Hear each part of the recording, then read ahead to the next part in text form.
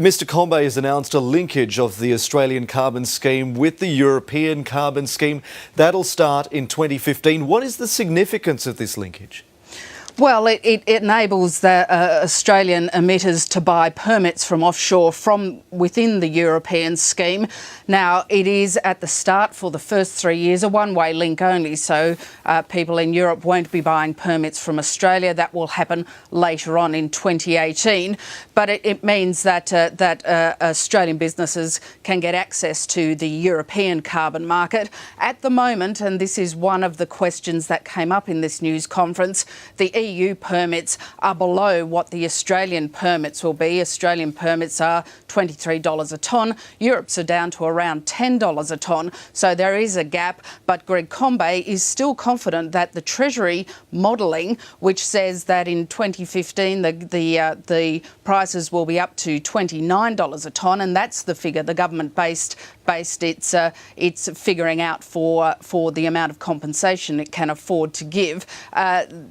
That is a long way from where the European scheme is now. Europe is taking some action to bolster the price of its permits, but at the moment they remain pretty low. Now, under the scheme, Australian businesses will be able to source half of their permits internationally, but only a percentage of those, only 12.5% of those, will come from the much lower cost permits under things like the UN Clean Development Mechanism, which are trading at around $4 or $5 a tonne. We saw the Minister there also mount a defence of forming an alliance with Europe at a time when its economy is just doing so badly.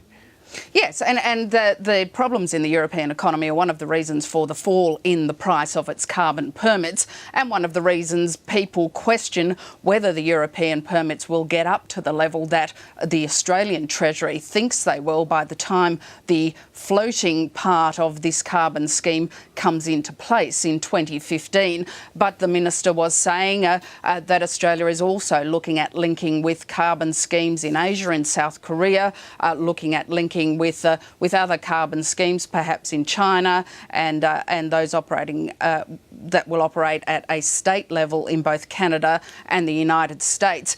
Interestingly, one of the other announcements that the Minister made in conjunction with this is that they're scrapping the idea of a floor price, which was going to be $15 a tonne when the floating period, the emissions trading scheme, started. There's been lots of speculation for some months that the government was going to scrap the floor price. Independent Rob Oakeshott was calling for that to happen. The government was saying no, but now it's saying yes, that's what it's done. Lyndal, just briefly, how does this change the government's plans for the household assistance that it's been doling out to counter the carbon tax?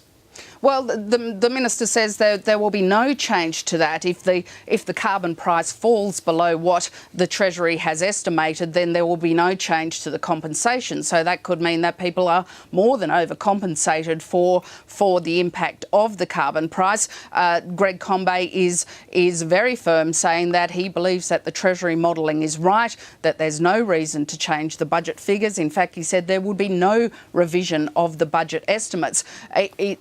It's one of the questions that has arisen on this scheme. The government has given essentially a fixed amount of spending, which is the compensation based on what is a floating revenue source. But Greg Combe is very confident that the Treasury modelling of the carbon price by the time 2015 rolls around will be right.